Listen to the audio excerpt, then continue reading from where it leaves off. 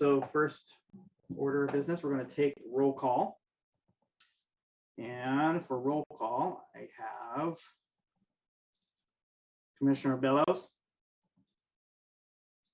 Oh, you're on mute. Go ahead and unmute yourself.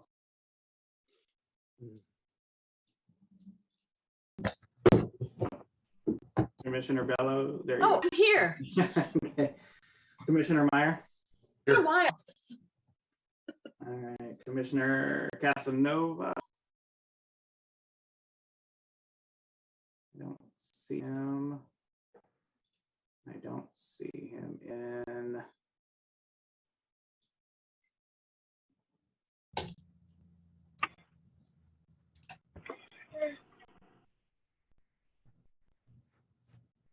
All right, so I don't see Commissioner Casanova in attendees or panelists. Commissioner Walters. Here. Commissioner Paulson. Present. Commissioner Teisel. Teisel. Yes, I'm here. Okay. All right. So we only have absent, and then we have one vacant seat.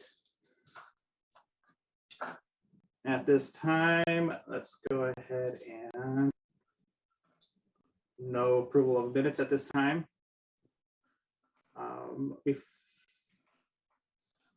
we go into public comments, I'm just going to go ahead and ask the commissioner, so we have to go to number 5A and nominate chair and vice chair for the planning commission. Are you guys okay with that? Okay with that. Yeah. Sure. All right, so go ahead and nominate a chair.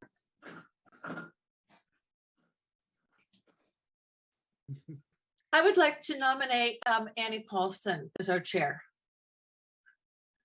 I would second Would you that. like to be a? I would be delighted. Is there, I want to just a point of order, ensure that there's no conflict with me chairing this and my husband presiding over the city council as president. Is there any conflict of interest that we should be aware of?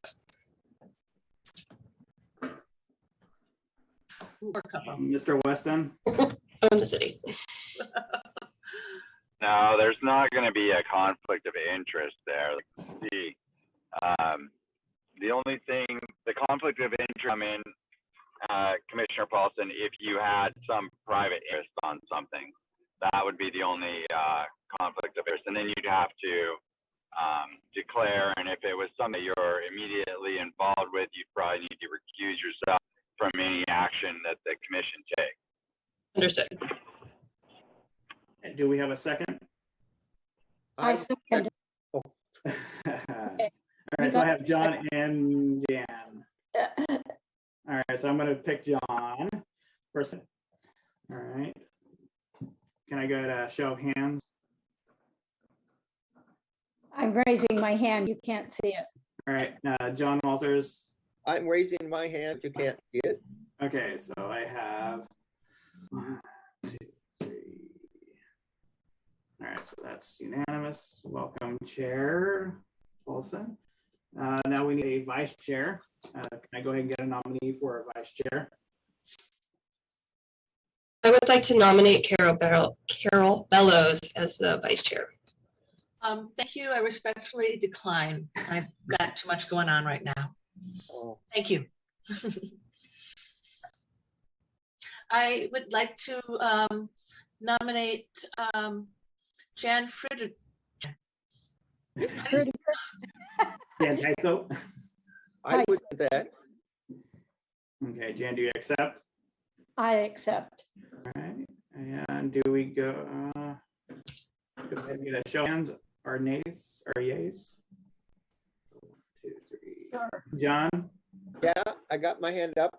All right, so we have a chair and vice chair. Congratulations, folks. So we're just going to go ahead and go back to number 4, and then Commissioner Paulson, the floor is yours.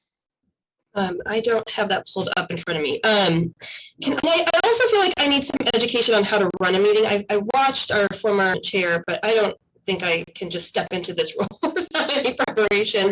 Mike and I will help. Okay. Okay. Mr. Paulson, I'll try to help you along here as soon as I'm able to get back to my house and jump online. Okay. Okay. So what I'm going to do is I'm going to go ahead and share my screen here. Can everybody see that okay? Yes, it is viewable. Oh, Right. And now let me go back to my comments or partitions. Okay. All right. So I can go ahead and do this part if you like. Okay. I'm happy to read this part as well. Okay, go for Okay. it. So at this time, the Planning Commission will be happy to receive your comment pertaining to items on the agenda, questions, suggestions, complaints, and items for the future. Each person's comment period will be limited to 3 minutes. And we also like to clarify that this is the public time. Public comments is the only time that you can make a public comment. During the presentation, we will not be taking public comments. Other than public hearings, Ronnie. So Except public hearings later on. Typo. yeah. So if we have a public, so in this case, commissioners, if we don't have a public hearing on the agenda, which I don't believe that we do, but if we did have a public hearing, you would save your comments until the public hearing time, and then we would have a slot for proponents, opponents, and neutral parties. But today we're just doing presentation. So if you have a comment or anything else that's on the agenda, please feel free. This is your chance.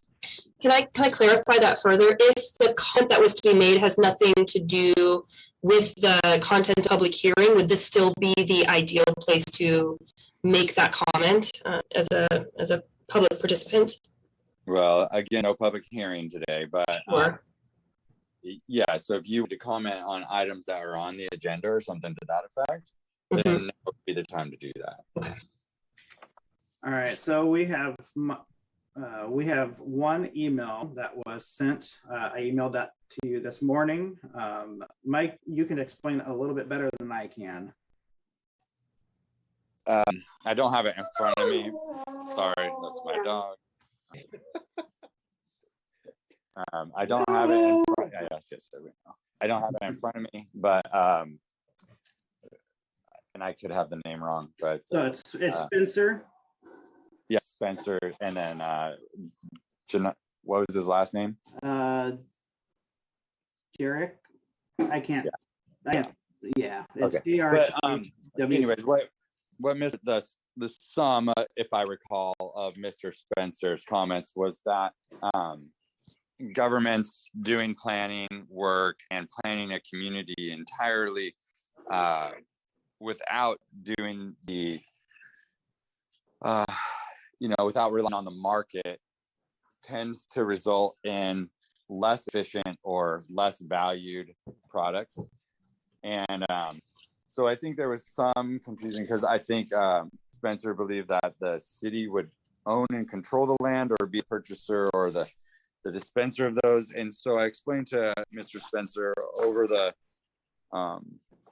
an email yesterday that, the city just develops the plan, the community, and then the private owners and developers essentially are the highest bidders, if you will, and determine what to do with their property within the confines of the laws and regulations set forth by the state of Oregon. So I just tried to explain that to her, but if the commission has the letter in front of them, they can read that. There was some other items about parks and open spaces, highest and best use of the lands, and other components. Again, I'm going off memory from yesterday, but that was kind of the gist of basically government should not be the one that dictates how properties are developed, sort of thing. It should get the highest bidder and for the highest and best use of the land. Hopefully that sums it up. All right, and then I have another one. I'm gonna Carl Swanson. So 2 dozen. Carl, go ahead and state your name, Okay. your address, or where you live, and then go ahead. Okay, can you hear me? Yep, we can hear you. Okay, good. My name is Carl Swanson at 14065 Southwest River Lane, within the Kingston. I live within the Kingston Terrace planning area. I have a couple minor changes that I think are necessary to the proposed alternatives to be covered today by Mr. Faust. I realize that City Council and Planning Commission relies on their outside consultant input in the legal area of land use and for engineering, understanding that neither group has much engineering or land use attorney experience. However, narrowly follow that path without considering the input of others, including engineers and attorneys. You will continue on the current path of time delays and expensive rework.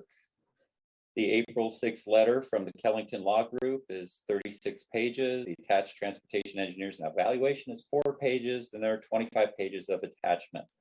The letter was received by City Council, but I can imagine that they nor the Planning Commission have been able to completely read or understand the 66-page document. Today, I just want to briefly address a couple topics specific to this planning session, and I fully understand it is an informational set only and not decisional. Contained in the Kellington Law Group letter are important areas that could have tremendous impacts on your Kingston Terrace project, specifically to the TSP and the East-West Alternative Study. Are potentially time-consuming and costly legal appeals that need your full consideration when evaluating alternatives, as well as the directive contained in Metro's Ordinance 18-1427. Specifically on the alternatives to be proposed by Mr. Faust today, there are 2 minor changes that would give your analysis much higher certainty of acceptance by Metro without further costly rework. These changes would help to remedy the clear failure of 3 of the 4 alternatives, not avoiding the Bankston conservation easement. My first comment is for alternative number 3, to eliminate the southern branch extension of Fisher Road, such that 2 of the east-west alternatives go through the conservation easement and 2 avoid the conservation easement entirely. The 2 going through would be 1 and 2, and the 2 avoiding would be alternatives 3 and 4. My second comment is to add a 5th alternative from the intersection of Elsner Road and alternatives 2 and 3 that would follow the alignment of those alternatives until turning 90 degrees to the north to cross Beef Bend at 150th intersection. This is a necessary alternative as it would have the only alternative that avoids all of the ravines. Just like the TAC, wanting to include number 1 for completeness and evaluation on its merits after the SAC recommended deleting it based on tremendous negative public response, this new alternative has the lowest environmental impacts and needs a full and complete review on its merits. Alternative number 5 would clearly rely on Beef Bend for east-west traffic on the eastern 2/5 of the Kingston Terrace. But number 5 would cover the western 3/5 of Kingston Terrace, as well as providing better city-center connectivity for areas north of Beef Bend, including extensive housing developments on Bull Mountain, the new Rutkin Elementary School, and connection with Bull Mountain Road, which could provide additional east-west connectivity. That's it, unless anybody has any questions.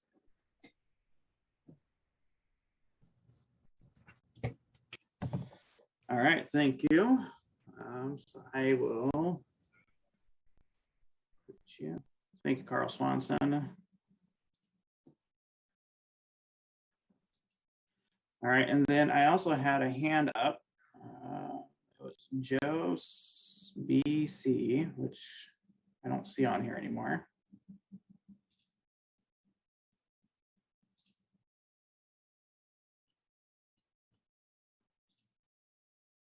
All right, does anybody else have any public comments? Please raise your hand digitally so I can see it.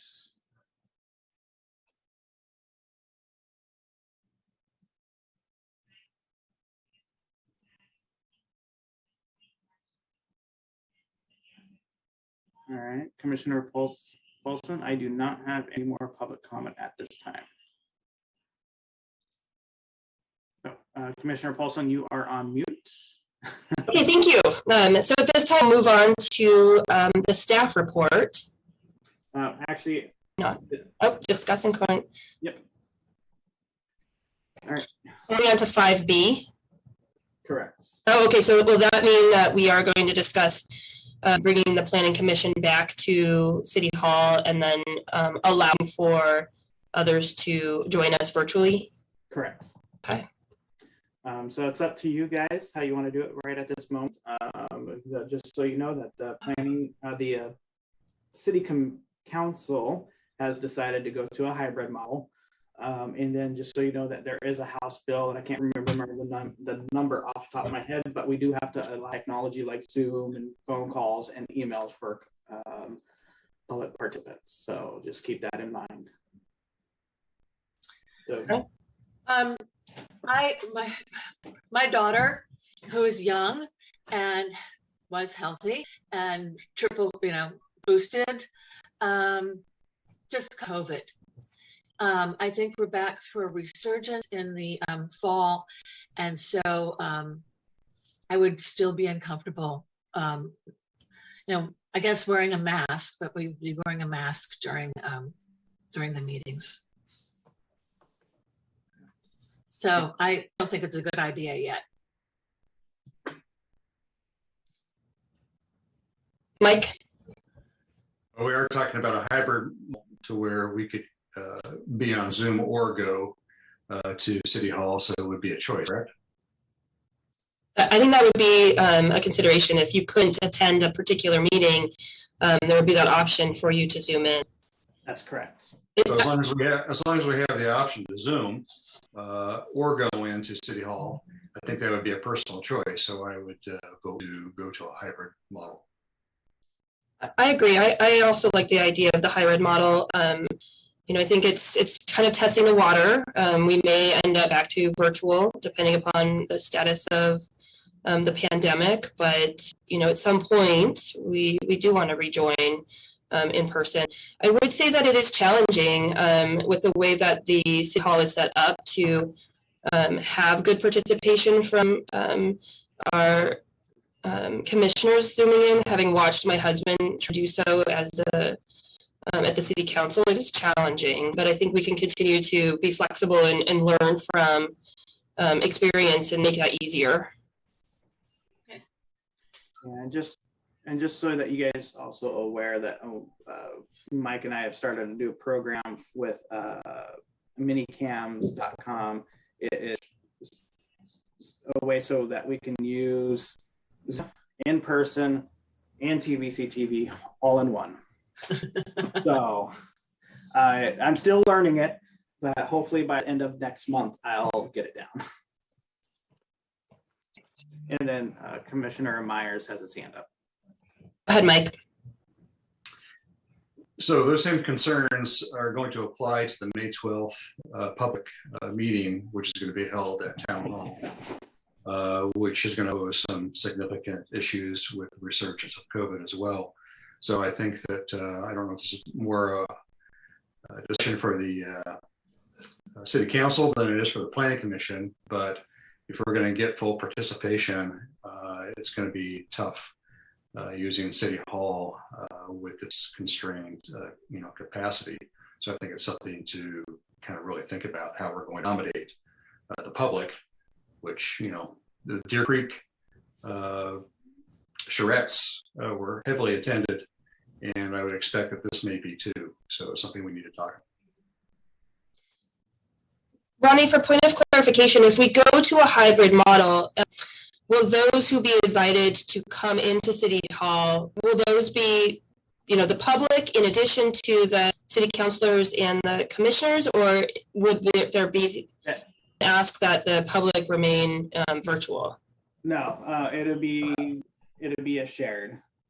So the public and commissioners or city councilors can all go to the in-person. If they're uncomfortable going in person, then they have a choice of going to the Zoom links. It actually worked out okay last council meeting. I know Councilor Polson had a hard time because he was, I believe he was at a conference too. So that was kind of fun, but it worked out okay. It needs to be worked out. Yeah. But yeah, I think it'll be okay. It's just long as the Counselor, I keep doing that today.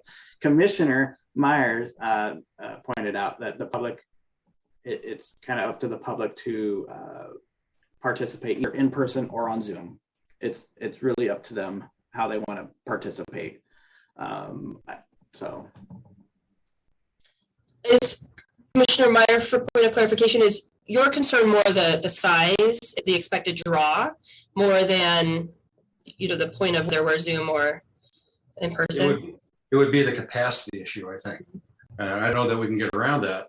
I don't know what the alternative would be, but if you're still trying to social distance and whatnot and get full participation, it might be a little bit difficult for people to Zoom in and feel like they fully participated when you can't, go up to someone and have a discussion with someone, or, I think the experience is, less when you're trying to Zoom in on something like that if you're actually there. And I just kind of feel like if we have a large group at City Hall, it might be difficult to accommodate that to get the full experience out of it. That's my only concern. Okay. So I'll just chime in here. Ronnie, can you promote my other persona to panelists for me? And Mr. Myers, we are no longer adhering to social distancing protocols since we're technically out of the pandemic. So like the seats in the council can host up to like 50 or 60 seats in there. And then we have the lobby outside as well. So like the city hall can handle up to about 75 to 100 people total. Plus we have the Zoom platform as well. So we could technically do Zoom and the in-person and should be able to host a wider range of opportunities there. I'm going to shut down my phone and then I'll go live. All right, Commissioner Tice. Oh, never mind. Sorry. Can you all hear me now? Yeah. Hopefully. All right. Did you understand what I say? Like, because we have the two formats going simultaneously. So you'll have, you would have that Zoom format as well as the in-person format, and capacity of around, 75 to 100, I would say. That might not be enough. If we get the crowd that we saw at Deer Creek, you're completely correct, Mr. Myers. That would be overwhelming, I would think. Yeah, we may be officially out of the pandemic, but I think there are a lot of people like we are still in the pandemic, no matter what is official. So I would just, bringing it up just in case there was an alternative for a larger space, and there may not be, but I just wanted to bring that point up. Thank you.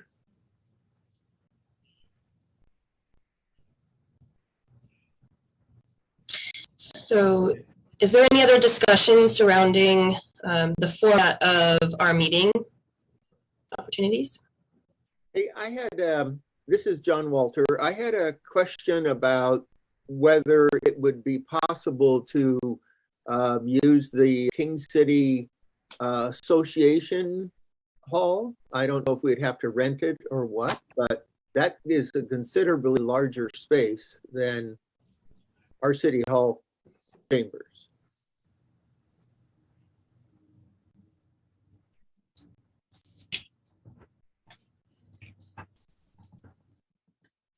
It is larger, but we don't have free access to that, and we aren't set up for that area either.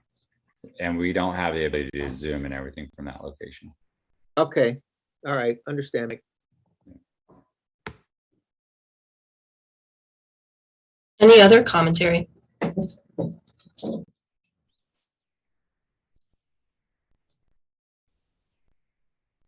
Do we need to motion and then vote on how we move forward? Is that how we proceed at this time, Ronnie? Yes. Is there anyone who would like a motion to move to a hybrid model, both in person as well as virtual, as we move forward with upcoming meetings? I move that we do that. Would anyone like to second that? I'll second it. Jan, second it. Okay. Any further discussion? Then if you are in favor, go ahead and raise your hand or say aye. Aye, Aye. hands up. That's unanimous. Unanimous. Okay, so moved.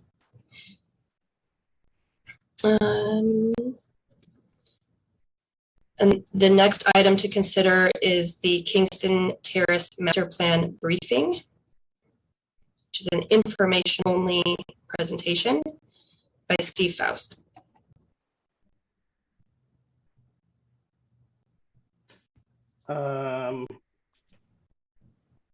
Good morning, Chair Paulson and Commissioner. Sorry, there was a pause in sharing my screen. I will do that right now. Thank you for this opportunity to bring you up to speed on the Kingston Terrace Master Plan process. We spoke with City Council last week and are happy to do the same with you today. So here is just a snapshot of our timeline.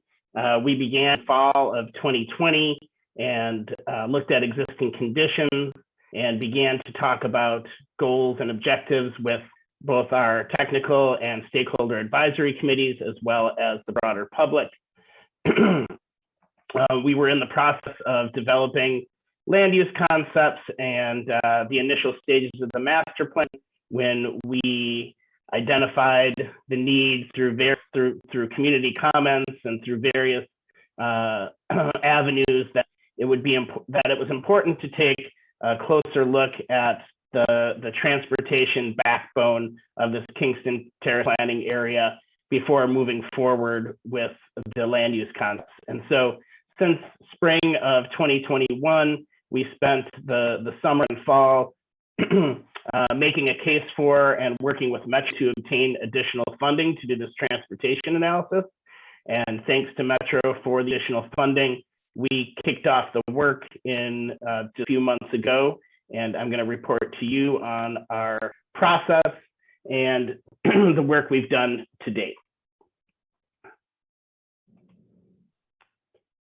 So the first thing that we wanted to do was identify factors that have the potential to show differences among the different alternatives. So we developed these evaluation factors through discussion staff and our consultant team. And I should mention that Clean Water Service has been a key partner in this effort. These factors build on the vision and goals from the draft TSP, as well as the previously adopted concept plan and the goals that we then brought forward into the master plan process. And we're looking at about 5 key categories here: land use and community design, mobility, public utilities and services, natural resources, and then cost and implementation considerations. I believe that in your packets you received our memo that outlined the process for developing these factors. Here it says alternatives, but our stakeholder advisory committee encouraged us to use the term factors. One other change that was made through technical and stakeholder advisory committee comments is we have now broken mobility category into vehicle mobility and pedestrian and bicycle mobility. So these different quantitative and qualitative factors, again, are based on trying to find the differences between alternatives and look at order of magnitude effects. So we start another recommendation. We started with a scoring of 0 through 5 on these factors. It was recommended that we not use numerical scoring. We'll be using symbology for these evaluations. And our primary objective here of comparing different alternatives is to identify the primary or key multimodal east-west corridors. So our process of doing so, we started by, and not here today is Ann Sylvester of SC Alliance. She's our transportation consultant on our team, and she's leading this analysis effort, alternatives effort. So she went back through, years and years of planning efforts in King City and all the different concepts for transportation through this area, as well as public utilities and other facilities, and did an initial screening on those. And I'll show some of the principles we used for that screen. We eliminated alternatives that just don't meet those principles. And our next step will be to carry viable alternatives forward into the alternatives analysis and hopefully identify a preferred alternative at the end of that process. It's important to note that even through this process of identifying an preferred alternatives, the exact details of transportation facilities really aren't determined until the design and development phase down the road. So some of the principles that I spoke of are supporting land use and urban design structure that were identified in the concept plan, including a lot of connections to accommodate bicycle and pedestrian travel. Integrating the existing city by providing at least one continuous multimodal connection through the area to serve community traffic. Ideally, providing more than one east-west alignment to spread out the traffic and provide convenient walking and bicycling routes. Reducing vehicle miles of travel to enhance sustainability. Working with the topography of the area and avoiding high-value natural resources. And then accommodating the needs of public utilities, and in particular, gravity-fed sanitary sewer. So we began our screening. Again, this is just another way of looking at it. So we did the initial screening and say which ideas merit a closer look. We then will look at a short list of alternatives to see how they present, how they support concept plan principles. We will come forth with a recommended alternative or alternatives, and then carry those into the master plan. So some of the qualitative screening using high-level criteria, this is a little bit redundant, I apologize, but consistency with the concept plan principles like connectivity, biped travel and other multimodal travel, and supporting use patterns, identifying multiple east-west alignments to spread out the traffic, separation from Beef Bend Road so that no one facility carries the full traffic load, working with the topography and avoiding high-value natural resources, and then accommodating those the needs of public utilities. So as I mentioned, these are just some of the images from the many past planning efforts that we went through. We also looked at some of the concepts that were identified in the transportation system plan. You can see that this one meshes with the proposed underlying street system, offers redundancy and separation from Beef Bend Road, provides ravine crossing and avoids those impacts on high-value natural resources, and provides connections to the existing city. Again, looking at and considering topography, if you cross at the southern end of our study area close to the river, you see there's pretty significant ravine crossings there. A little further north, a more moderate level of ravine crossings, and then northern routes avoid most ravines. Again, also looking to accommodate sanitary sewer. This is one concept for gravity-fed sanitary sewer, one of the concepts that we were keeping in mind while going through these different possible alternatives. And again, this is a map of natural resources. So again, we're avoiding things like streams and wetlands and floodplain areas to the extent possible, especially those high value natural resource areas. So our conclusions from the initial screening, considering all of the inputs from those earlier options, we wanted to identify 2 to 4 alternatives to carry forward, and again, note that the alignment, the final alignment of these alternatives are not fixed. They show a broader corridor of intention that will be refined in the next phase of the study and during design and development. So here are the 4 alternatives that FJ developed after looking at all of those different possibilities. We have alignment number 1. That's the one further south in blue dotted line. We had our stakeholder advisory committee recommend removing this alternative since it will likely be the most costly and crosses close to high value natural resources in those ravines. Technical advisory committee recommended that we keep it in and basically let it succeed or fail on its own merit. And it was noted by several people that even if this does not move forward as a multimodal, meaning for vehicles and bicycles and pedestrians route, it may be future just bicycle and pedestrian connections. So technical advisory committee said keep it in and just let it be part of the analysis. Alternative number 2 starts a little further north on Elsner Road and then curves down towards Southwest Fisher Lane and then across to Fisher Road. You can see that alternative 3 starts in the same place as alternative 2 and then eventually diverges with a southern leg meeting up with Fisher Road and northern leg meeting up with Capulet Lane.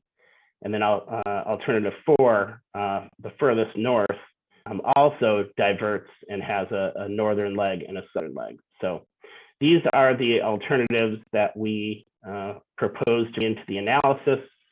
You heard some public comment earlier that you can consider, and we're happy to hear any recommendations that you might have. Next steps in the process, we have the public meeting on 12th at City Hall. I think Mike made a good point about the ability to, a real challenge in doing these hybrid meetings is having the ability to do the virtual part well, and to have a room like City Hall that's set up for virtual participation is really beneficial. We plan to, in terms of the format, we plan to do a presentation similar to this, and then we'll break out into an open house style meeting with stations and boards with different information where people can have conversations. Obviously, that is difficult to do virtually, so we also will have an online questionnaire for people to provide comments and ask questions that we can follow up on. Following that May 12th meeting, we will initiate the analysis of the alternatives to identify the preferred courses of action. And then our plan is to make that information, the results of that available towards the end of July, early August, and then have our next round of stakeholder and advisory committee meetings in around mid-August, as well as another opportunity for the broader public to comment through some sort of public meeting and online participation as well. I did not mean to stop it that fast. I will go back just to this scene and just see if you all have any questions. Thanks again for the opportunity to present to you today.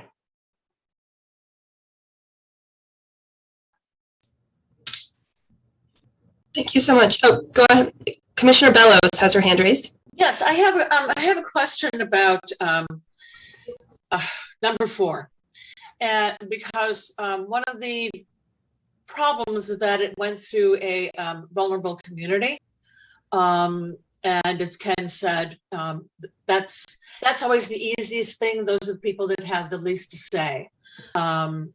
So I'm wondering if there's policy associated with that. Do we home those people? Do we give them low, this is for kind of Michael and our mayor, that's one of my biggest concerns about number 4. Can you describe where the vulnerable community it is the manufactured home community that it's next to Deer Creek. So is that farther east than where these options are delineed? No, it's west of Deer Creek. Right. Then the roads abut 137th, and that's east of 111th. Those would eventually need to go through. Okay. Yeah, that's I see. Oh, Well- okay, I'm sorry. Yeah. I thought 137th was 131st. Okay, see.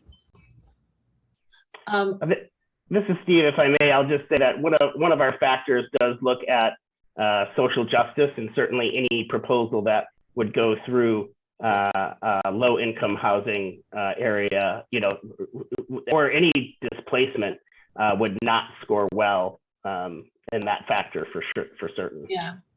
And another point of clarity is, isn't that community privately owned? Can we put public streets through that at this time, or is that, kind of looking towards the future? Privately owned. It is. Sucks. Oops, sorry about this. And I also have another question. With number 3, are the north and south roads off 137th, are they either or both are being considered as team? Yeah, I think to your comment and some made earlier, take a look at possibly distinguishing, because while our primary goal is to identify a continuous east-west facility through the city of King City and on through the Kingston Terrace area, another goal is to spread traffic out and provide alternate routes to reduce vehicle miles traveled and provide more alternatives for walking and biking. So I think we need to consider, like a 3A and 3 type of situation, because we want to end up, as you can see in the underlying road network, we want to end up with multiple routes to travel through the area. So back to your question of alternative 4, it's very possible that those roads exist and then just drop down to another route at 137th rather than going across into the area that you discussed. Okay. And then I also have another question. One of the things that we wanted to do is we didn't want to have kind of island neighborhoods that had one outlet onto the east-west. And this is maybe from Mike as much as anything. What is the population, what is the density we're looking at between like 1 and 3? Are we looking at those roads being having lots and lots of traffic on them? Are we going to have, community A cut off from community B, where we have to come over the fence to meet our neighbors? I think that's what we're not to create, Yeah. right? So that was part of that. It's also the social justice piece, equity and inclusion, and all those other, factors that we weigh along the way in our criteria. And so a connected communities that provide transportation and multimodal connections also provide integration and produce like a cultural feeling of community, right? Right, yeah. And so that's what was voiced early on, is that we don't want to cultural divide this because this is where it happens to be. So having proposed this on a grid, it provides those vital connections so that the community feels more connected. I hope that answers your question. Yeah, no, and I'm looking to see which one does it. It's a good All right. question. I hope everyone can see the underlying all these white, very light colored roads. That's the proposed street network from the concept plan. These east-west connection alternatives over those, but the intention is to have all or a similar network as all of these roads that you can see underneath the east-west connector alternative. So our intention is to have a very connected transportation network. It's just kind of the question, which one gets the most priority, right? Yeah. I think Mr. Myers has his hand up. Commissioner Myers. So just to kind of add to that, I think one of the goals is to spread the traffic out through a number of avenues. And we're talking about the mobile home park. If you divide that off, that is the island that you're speaking of. I think B Street through the mobile home park with Montague, Capulet, and Fisher Roads are all options as far as connectivity through to 131st. So if you avoid the mobile home park altogether, then you're not providing connect from that very large parcel of a property that the mobile home provides. And if you look at B Street and how it would connect through the south area of Deer Creek through that wooded area, I think you would see that the displacement would be fairly small. So that would be something that could be worked out, I think, over time with the private owners of the mobile home park, and making sure that the displacement is not impactful over a period of time. But again, I think Capulet, Montague, wasn't Montague, was one of the connectors. B and Fisher were all looked at as far as providing that spread out of traffic for the east-west connectivity. And on what Commissioner Myers is saying, each one has its own complications and its own issues, like to put Capulet through, we'd likely have to condemn one of those houses to be able to widen that street. Montague, being a connection at Montague could be difficult because there's one of those big lattice towers right in the way. Avenue E, of course, it's private land, right? But it has an opportunity to go through. Fisher's there. It has its own complications with the Kingston easement. They all have one hitch or giddy up along the way. Is it anticipated that we'll have more than one punch through of the power line, like maybe multiple of these? Yeah, my anticipation is that we could have like 3 to 4 that go across the power lines, because I mean that area there is about 2,400 linear feet, I believe, 2,400 to 2,500 linear feet, and our goal is to have a neighborhood route like every 600 feet or so, 600 linear feet, which would be what you kind of see on the other side, like Macbeth, Fisher, and Shakespeare, ones that are dark lines on the east side of the map there. That's about 600 linear feet each one. So that's kind of our goal, is to kind of keep those going. Mike, I got a question for you. When you talk about the 600 feet, and I've heard this many times, 600 feet, you get that from that's the minimum between traffic signals? Is that where that comes from? It comes with connectivity and walkability scores. So for a decent walkability score, you want blocks that are about 200 feet in length, with neighborhood routes, which is like a higher width road or a higher volume every like 600. So you'd have like local streets every 200 and neighborhood route every 600. That's kind of your ideal grid scenario to get the highest walkability score, to get the highest community score. And it takes a bunch of those factors like livability, walkability, access to parks and recreation, lowest vehicle miles traveled, all that jazz comes into play when you calculate those factors.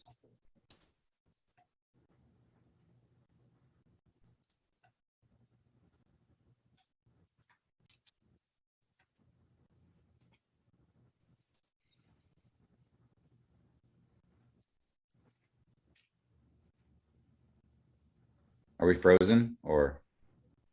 Okay. Just thinking. Back to you. Processing. All right.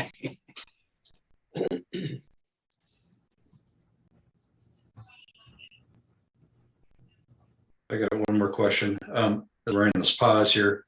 As far as timeline goes, is the goal then to come up with the proposed or the preferred route?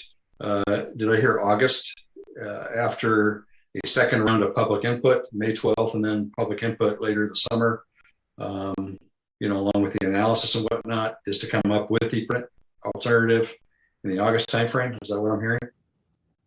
Essentially, Commissioner Meyer, yes, we plan to have our analysis ready towards the end of July, and then do our next round of public involvement to share the results of that analysis, probably in mid-August, with advisory committee meetings and another public meeting and an online opportunity for participation as well.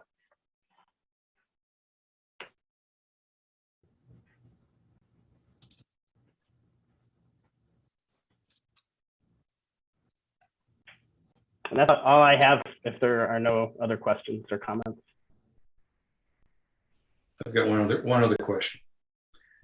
Clean Water Services, when are they expected to have their analysis of the area complete? So I can't speak specifically to that, but I'm happy to say that Clean Water Services will be joining on May 12th and be able to give updates on their process at that public meeting.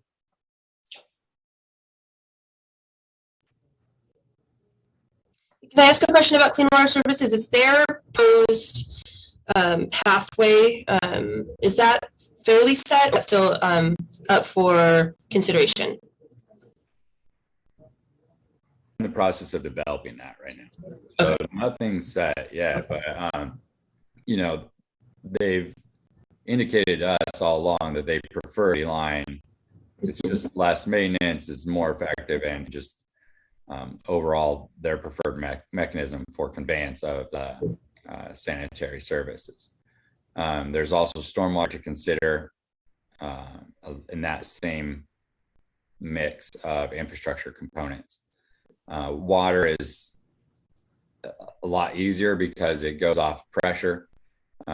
So as long as you have your reservoir at a certain level, the whole line's going to be pressurized as long as it's looped back into one another.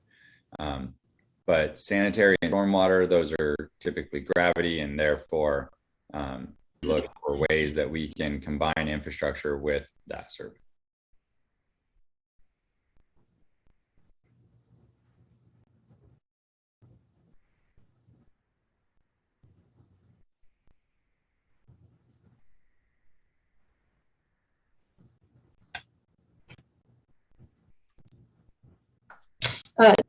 Jan, do you have your hand up? So is Clean Water Services, because I know there was a lot of discussion on erosion and that sort of thing. So are some of the recommendations going to come out of their study that will help mitigate erosion, because Bull Mountain's development was done to the specification of that time, but it has negatively impacted the area that we're talking about developing. So I'll try to address this, Commissioner Tyso. So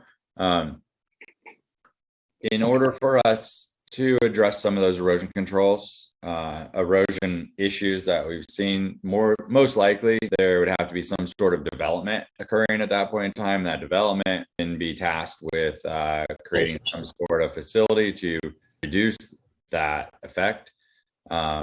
We will have stormwater criteria and stormwater development standards established through this process and through the code amendments afterwards. Those will be regulated and similar to what you see up in Tiger, Beaverton, Hillsborough, and all the others throughout the city. We're working with Clean Water Services on how that's going to be managed and regulated. Perhaps that's something that the city takes on in coordination and contracting with Clean Water Services to address some of those. But going in retroactively and trying to fix problems from previous administrations, things of that nature, it's an ongoing problem that needs addressed, obviously, but we don't necessarily have funding to go and address those things. And typically the way that we do correct those is through the development process.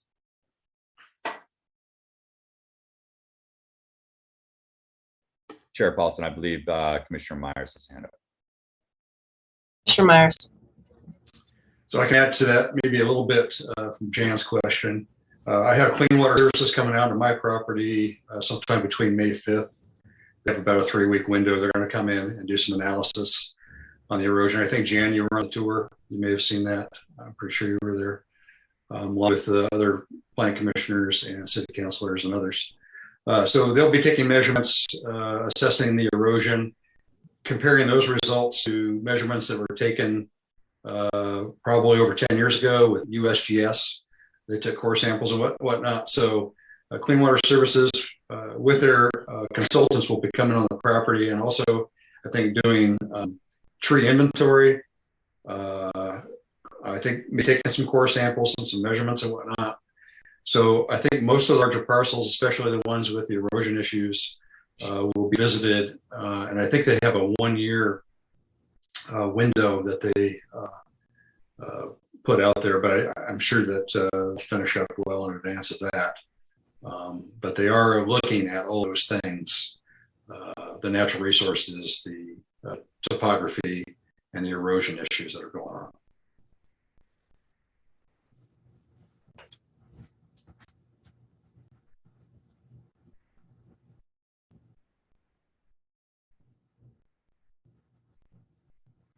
Well, Commissioner Paulson or Chair Paulson, if there's nothing else on this matter, we could probably let Mr. Faust go and move on in our agenda.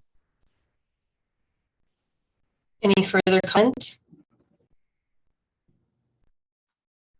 All right, thank you so much, Mr. Faust, for your participation and information today. Thank you all. We'll see you again in a few months.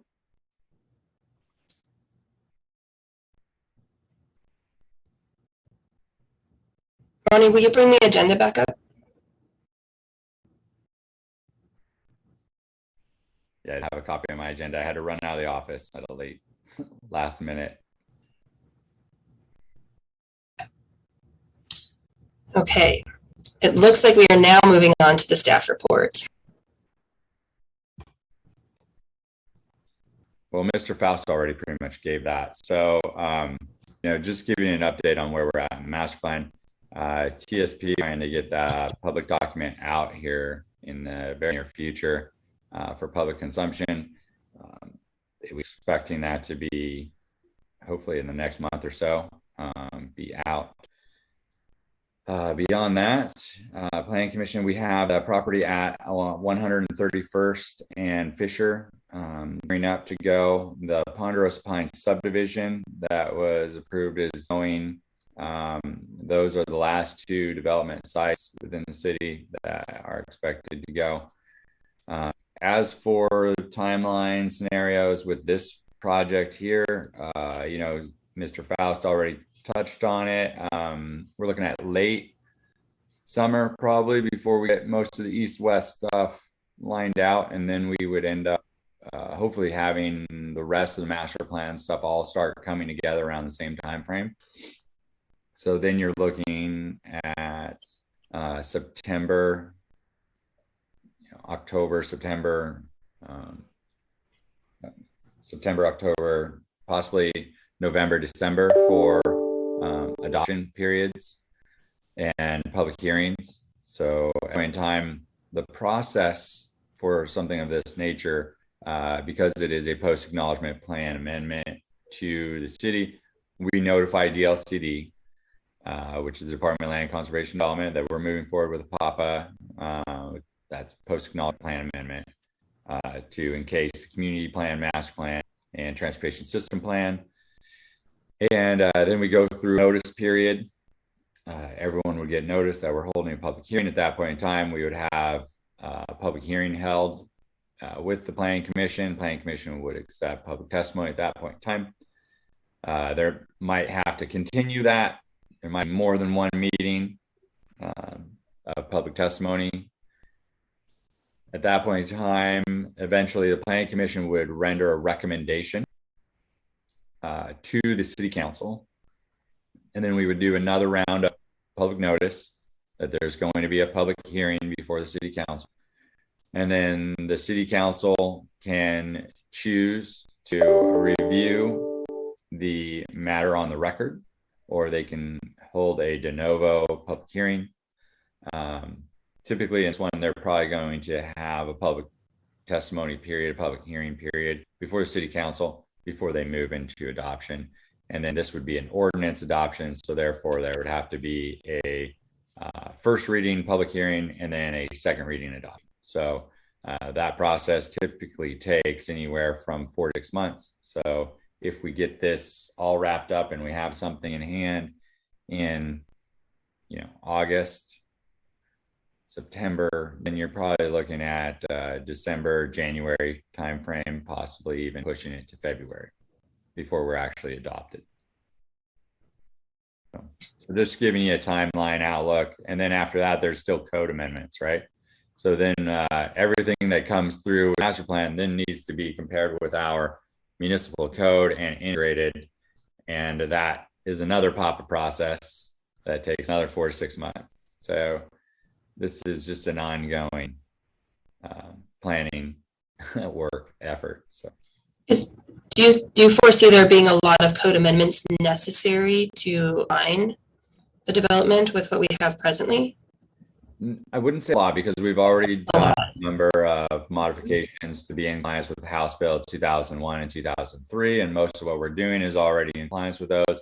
I do see us adding a few zones, a few other zones that we don't currently have, perhaps, that will accommodate a larger growth concept, if you will. We'll be limited with what we have available right now. And some of our code language is basically straight from Washington County. So it would be nice to have our own system of codes that are form fitted to what we do. Some of those will be like community design, things like some simple things like having shutters on the side of your or decor facades on the front of your commercial face that is facing the street. So those sort of things you'll see the community design or design review pieces, elements that the community wants to integrate in. Those things will all come into play. Do you anticipate a monthly meeting cadence moving forward through the next year and a half? Will that still be variable each month? I would imagine quarterly. Okay. From here on through. If we need to, then we have additional ones. If there's something important that's come up in the 1 month time frame, then yeah, we will definitely push out and say, hey, we have something coming on. But yeah, my anticipation is probably quarterly. Because it does take time for planners and engineers and everybody to put their work together, put their evaluations and assessments into something that's digestible for the general public and something that we can understand.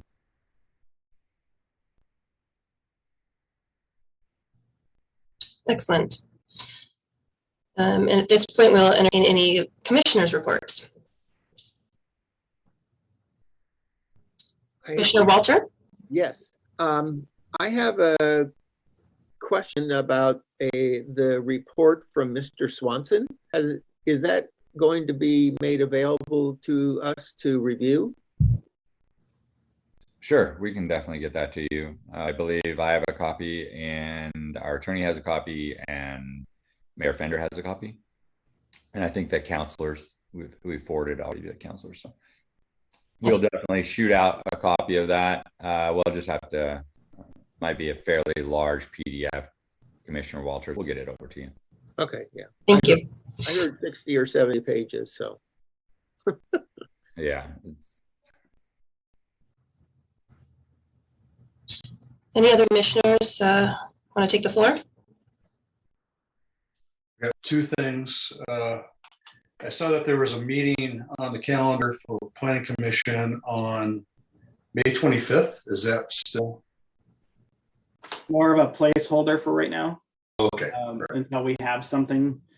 So just put it in your calendars, hold it. I know Dr. Annie Paulson likes to have advance notice, but for right now, it's just a placeholder. Okay, and the other item, since I'm a newbie, I don't know, what documents the Planning Commission is privy to. Like John said, the one that came out of Rivermead, but the document from actually short from Tualatin River Keepers, is this the sort of thing that gets disseminated to the planning commission as well? Is that the one that she produced earlier in the process, like way early? Yeah, Yes. that's already in the record. That's the other thing to mention is that our consultants with 3J they're building a record, right? So all the public involvement, all the community involvement, all that goes into a record that 3J puts together. And so everything in that public record gets presented to the planning commission at the end of it. At the end of it. Okay, so if the planning commissioners wanted to dive deeper, then that documents in Tualatin River Keepers would be available on the King City website, or how would they go about, it's a matter of public record, how do we go about attaining the document or others like it?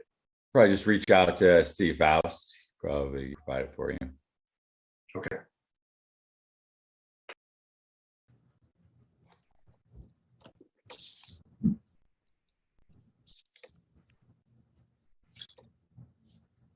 Any other commissioner commentary at this time? Then I will take a motion for us to adjourn this meeting on April 27th at 10:39 in the morning. Carol has her hand raised. Would anyone like to second that? I'll second it. John has seconded the adjournment of this meeting. And we will meet again in May.